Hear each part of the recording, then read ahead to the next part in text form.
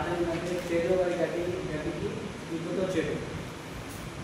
వరిలో కోయకాలు కాలబెడితే వచ్చే నష్టాలు ఏంటంటే ముందుగా మట్టిలో తేమ మొత్తం ఆవిరైపోతుంది. అంతేకాకుండా పంటకు చేసే ఎన్నో జీవరాశులు కూడా నశిస్తాయి. కోయలను కాల్చుకున్నప్పుడు ఉత్పన్నమయ్యే పొగ మరియు బూడిద వాతావరణ కాలుష్యం కూడా పెరుగుతుంది. పైగా ఈ పద్ధతిని ఎక్కువ కాలం అనుసరిస్తే భూమిలోని కొన్ని పోషకాలు కూడా ఉండకపోవచ్చు. దీనివల్ల తర్వాత కాలంలో పంట దిగుబడి కూడా తగ్గుతుంది. మునుపటి రోజులలో మన రమేష్ అన్న చెప్పినట్టు పొడవల సాయంతో మనము కూతలు వస్తుంది. దానివల్ల పశువులకు కూడా మనకు అప్పుడు పశువులకు యూజ్ చేసుకుంటుంది. ఇప్పుడు అలాంటి మనకు ఏం యూజ్ చేసుకోలేకపోతుంది. ఎందుకంటే యంత్రాలు వచ్చినప్పటి నుంచి మనకు రైతులకు అది సాగు జరుగుతలేదు. అలాగే వరి కోత కోసే యంత్రాలు వచ్చిన తర్వాత పశువుల సంఖ్య కూడా చాలా తగ్గిపోయింది.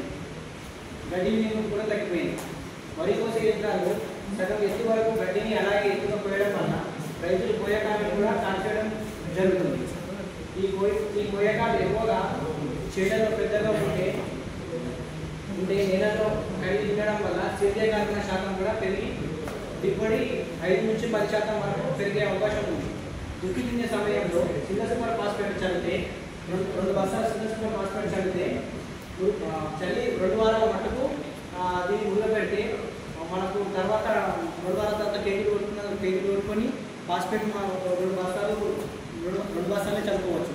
దానివల్ల రైతు కూడా పెరుగుదల అనేది తగ్గుతుంది. మొక్కలకు 2% నత్రజని అనగా యూరియా, ఫాస్ఫరస్ అదనంగా అందిస్తుంది. నేలలో కరిగిన కూరగాయలు కూడా అనుకూలంగా మారుతుంది. నీటికి తోడు కూడా పెంచుతుంది.